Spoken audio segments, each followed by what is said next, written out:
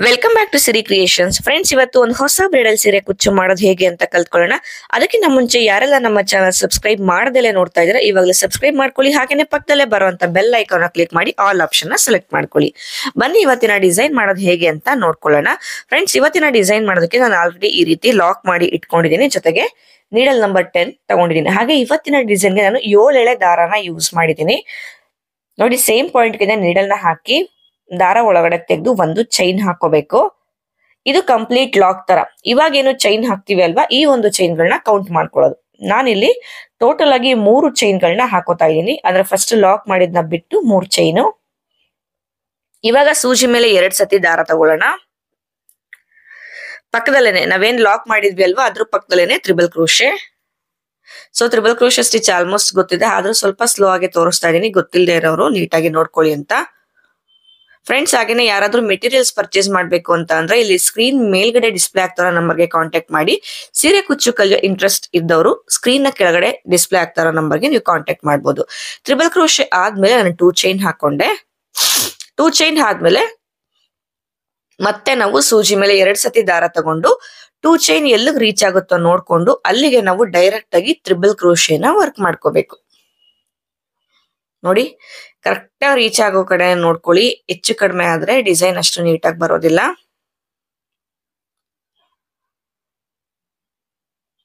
So 7 ಎಳೆ ದಾರ ನನ್ಗೆ ಅಭ್ಯಾಸ ಇಲ್ಲ, ಸೊ ಹಾಗಾಗಿ ಸ್ವಲ್ಪ ಸ್ಲೋ ಆಗ್ತಿದೆ ಅಷ್ಟೇನೆ. ನೋಡಿ, ಇದು ಈ ರೀತಿ ಗ್ಯಾಪ್ ಬಿಡತ್ತೆ 2 ಚೈನ್ ಹಾಕ್ದಾಗ.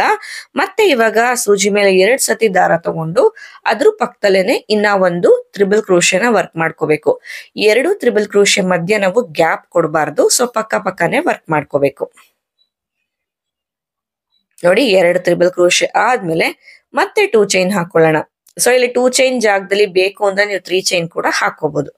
2 ಚೈನ್ ಹಾಕೊಂಡು ಸೂಜಿ ಮೇಲೆ 2 ಸತಿ ದಾರ ತಗೊಂಡು 2 ಚೈನ್ ಎಲ್ಲಿಗೆ ರೀಚ್ ಆಗುತ್ತೋ ನೋಡ್ಕೊಂಡು ಅಲ್ಲಿಗೆ ನಾವು ಡೈರೆಕ್ಟ್ ಆಗಿ ತ್ರಿಬಲ್ ಕ್ರೋಶೆನ ವರ್ಕ್ ಮಾಡ್ಕೋಬೇಕು.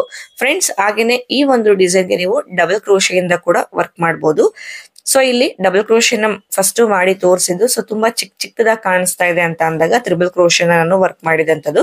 ರೆಫರೆನ್ಸ್ಗೆ ಒಂದು ಡಿಸೈನ್ ಕಳಿಸಿದ್ರು ನನ್ಗೆ ಅವರು. ಸೊ ಹಾಗಾಗಿ ಇದನ್ನ ವರ್ಕ್ ಮಾಡಿರುವಂತದ್ದು. ಇದನ್ನೇ ನೀವು ಡಬಲ್ ಕ್ರೋಶೆ ಮಾಡಿದ್ರೆ ಸ್ವಲ್ಪ ಸ್ಟಿಚ್ ನ ಲೆಂತ್ ಚಿಕ್ಕದ್ ಬರುತ್ತೆ. ಸೊ ಅವ್ರಿಗೆ ಲೆಂತ್ ದೊಡ್ಡದ್ ಬೇಕು ಅಂದಿರೋದ್ರಿಂದ ನಾನು ತ್ರಿಬಲ್ ಕ್ರೋಶೆನ ವರ್ಕ್ ಮಾಡಿದ್ದೀನಿ. ನೋಡಿ, ಇದು ಈ ರೀತಿ ಕಾಣಿಸುತ್ತೆ.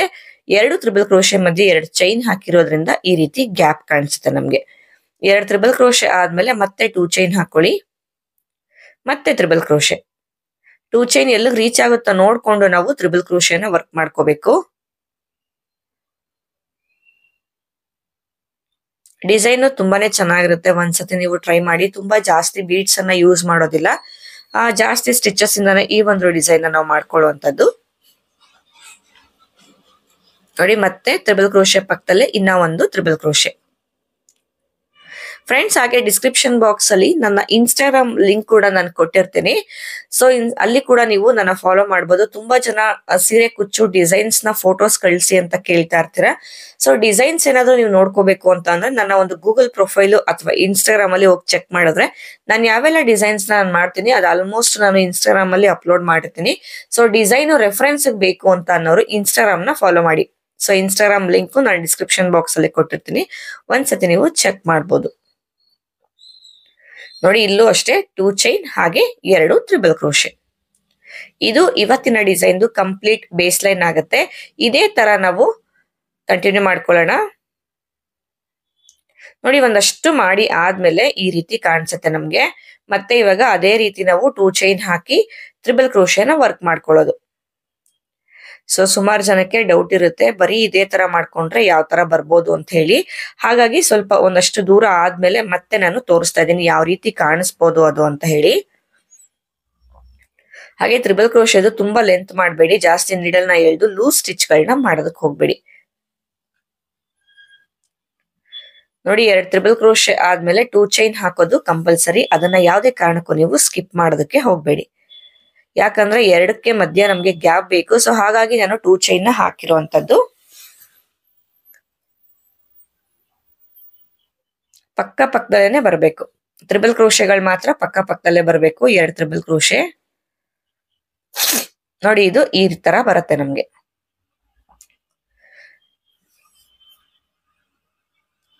ಬನ್ನಿ ಇವಾಗ ನೆಕ್ಸ್ಟ್ ಲೇಯರ್ ಮಾಡೋದು ಹೇಗೆ ಅಂತ ನೋಡ್ಕೊಳ್ಳೋಣ. ನೋಡಿ ಇಲ್ಲಿ 3 ಚೈನ್ ಹಾಕಿದ್ವಿ ಅಲ್ವಾ, ಅದರಲ್ಲಿ ಒಂದು ಚೈನ್ಗೆ ದಾರಾನ ಲಾಕ್ ಮಾಡ್ಕೊಂಡಿದೀನಿ. ಮತ್ತೆ ಸೇಮ್ ಪಾಯಿಂಟ್ ಇಂದಾನೆ ನೀಡಲ್ ನ ಹಾಕಿ ಒಂದು ಚೈನ್, ಮತ್ತೆ ಇವಾಗ 1 2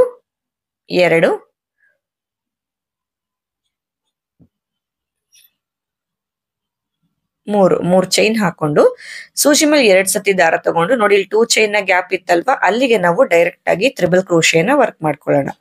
ಫ್ರೆಂಡ್ಸ್ ಈ ಒಂದು ಡಿಸೈನ್ ನೀವು ಡಬಲ್ ಕ್ರೋಶದಲ್ಲಿ ಕೂಡ ಮಾಡಬಹುದು. ಸೊ ಡಬಲ್ ಕ್ರೋಶದಲ್ಲಿ ಮಾಡಿ ಅಂತ ಹೇಳಿದ್ರೆ ನಾನು ಅದರಲ್ಲೂ ಮಾಡಿ ನಾನು ಅಪ್ಲೋಡ್ ಮಾಡ್ತೀನಿ.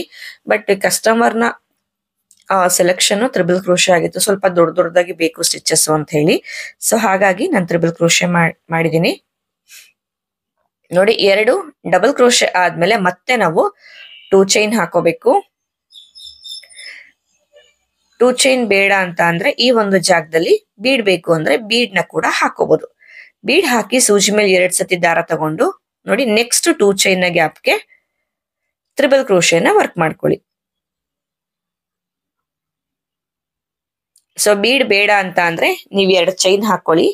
ನಮ್ಗೆ ಬೀಡು ಇನ್ಕ್ಲೂಡ್ ಮಾಡ್ಕೋತೀವಿ ಈ ಡಿಸೈನ್ಗೆ ಅಂತ ಅಂದ್ರೆ ಬೀಡ್ ನ ಹಾಕೋಬಹುದು.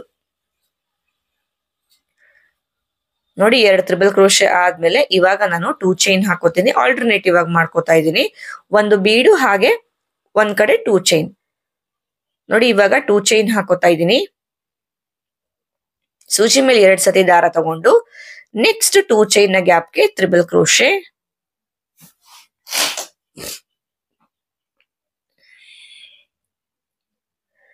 ಮತ್ತೆ ತ್ರಿಬಲ್ ಕ್ರೋಶೆ, ಸೇಮ್ 2 ಚೈನ್ ನ ಗ್ಯಾಪ್ಗೆ ನಾವು ವರ್ಕ್ ಮಾಡ್ಕೋಬೇಕು. ನೋಡಿ ತ್ರಿಬಲ್ ಕ್ರೋಶೆ ಆದ್ಮೇಲೆ ಇವಾಗ ಒಂದು ಬೀಡನ್ನ ಹಾಕೊಳ್ಳೋಣ. ನೀವು ಆಲ್ಟರ್ನೇಟಿವ್ ಆಗಿ ಬೀಡ್ ಹಾಕೋಬಹುದು, ಇಲ್ಲ ಅಂತ ಅಂದ್ರೆ 2 ಚೈನ್ ಆದ್ಮೇಲೆ ಬೀಡ್ ಹಾಕೋಬಹುದು. ಬಟ್ ನಾನು ಇವತ್ತಿನ ಡಿಸೈನ್ಗೆ ಆಲ್ಟರ್ನೇಟಿವ್ ಆಗಿ ಹಾಕೋತಾ ಇದ್ದೀನಿ. ನಿಮ್ಗೆ ಯಾವ ತರ ಬೇಕೋ ಆ ತರ ಕೂಡ ನೀವು ವರ್ಕ್ ಮಾಡ್ಕೋಬಹುದು. ಅವಾಗ ಡಿಸೈನ್ ಲುಕ್ ಚೇಂಜ್ ಆಗತ್ತೆ. ಬೀಡ್ ನ ಹಾಕಿ ನಾನು ಡೈರೆಕ್ಟ್ ಆಗಿ ಬೀಡ್ ನ ಲಾಕ್ ಮಾಡ್ತಾ ಇಲ್ಲ. ನೆಕ್ಸ್ಟ್ 2 ಚೈನ್ ನ ಗ್ಯಾಪ್ಗೆ ನಾನು ತ್ರಿಬಲ್ ಕ್ರೋಶೆನ ವರ್ಕ್ ಮಾಡ್ಕೋತಾ ಇದ್ದೀನಿ. ಮತ್ತೆ ಸೇಮ್ ಪಾಯಿಂಟ್ಗೆನೆ ಇನ್ನ ಒಂದು ತ್ರಿಬಲ್ ಕ್ರೋಶೆ. ಇವಾಗ ಬೀಡ್ ಹಾಕಿದ್ವಿ ಅಲ್ವಾ, ಸೊ ಬೀಡ್ ಹಾಕಿ ನೆಕ್ಸ್ಟ್ ನಾವು 2 ಚೈನ್ ಹಾಕೋಬೇಕು. ನೋಡಿ ಇದು ಈ ರೀತಿ ಬರುತ್ತೆ.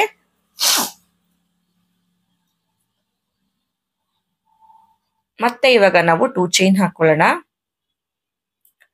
ಮತ್ತೆ ಸೂಜಿ ಮೇಲೆ 2 ಸತಿ ದಾರ ತಗೊಂಡು ನೆಕ್ಸ್ಟ್ 2 ಚೈನ್ ನ ಗ್ಯಾಪ್ಗೆ ನಾವು ತ್ರಿಬಲ್ ಕ್ರೋಶೆನ ಮಾಡ್ಕೊಳ್ಳೋಣ. ಮತ್ತೆ ಸೇಮ್ ಪಾಯಿಂಟ್ಗೆನೆ ಇನ್ನ ಒಂದು ತ್ರಿಬಲ್ ಕ್ರೋಶೆ.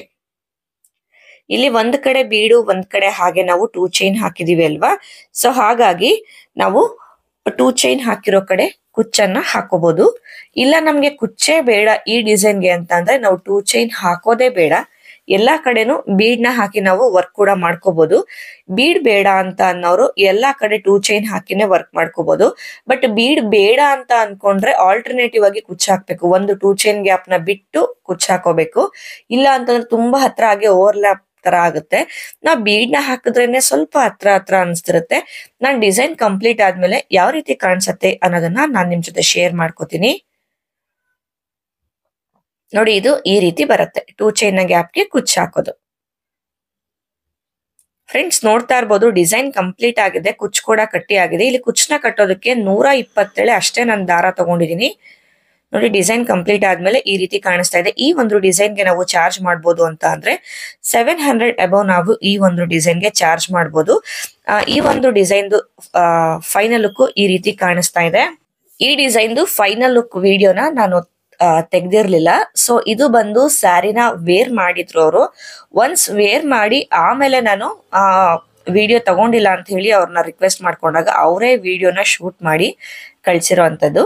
ಸೊ ಫಸ್ಟ್ ಕೈ ಮೇಲೆ ಇಟ್ಟು ತೋರಿಸಿದೆ ಅಲ್ವಾ, ಅವಾಗ ಕರೆಕ್ಟಾಗಿ ಗೊತ್ತಾಗತ್ತೆ ನಿಮ್ಗೆ. ಸೀರೆ ಮೇಲೆ ಅಷ್ಟು ನೀಟಾಗಿ ಗೊತ್ತಾಗ್ತಿಲ್ಲ ಅಂತ ಅಂದ್ರೆ ಇದು ಆಲ್ರೆಡಿ ಒಂದ್ಸತಿ ವೇರ್ ಮಾಡಿರೋಂಥದ್ದು. ಡಿಸೈನ್ ಇಷ್ಟ ಆಯ್ತು ಅಂತಂದ್ರೆ ವಿಡಿಯೋಗೆ ಲೈಕ್ ಕೊಡೋದನ್ನ ಮರಿಬೇಡಿ. ಹಾಗೆ ಚಾನಲ್ನ ಸಬ್ಸ್ಕ್ರೈಬ್ ಮಾಡೋದನ್ನ ಮರಿಬೇಡಿ. ಮೆಟೀರಿಯಲ್ಸ್ ಬೇಕು ಅಂದ್ರೆ ಸ್ಕ್ರೀನ್ ಮೇಲೆ ಡಿಸ್ಪ್ಲೇ ಆಗ್ತಾರ ನಂಬರ್ಗೆ ಕಾಂಟ್ಯಾಕ್ಟ್ ಮಾಡಿ. ಕುಚ್ಚು ಕಲಿಬೇಕು ಅಂತ ಅನ್ನೋರು ಸ್ಕ್ರೀನ್ ಕೆಳಗಡೆ ಡಿಸ್ಪ್ಲೇ ಆಗ್ತಾರ ನಂಬರ್ನ ಕಾಂಟ್ಯಾಕ್ಟ್ ಮಾಡಿ. Thank you.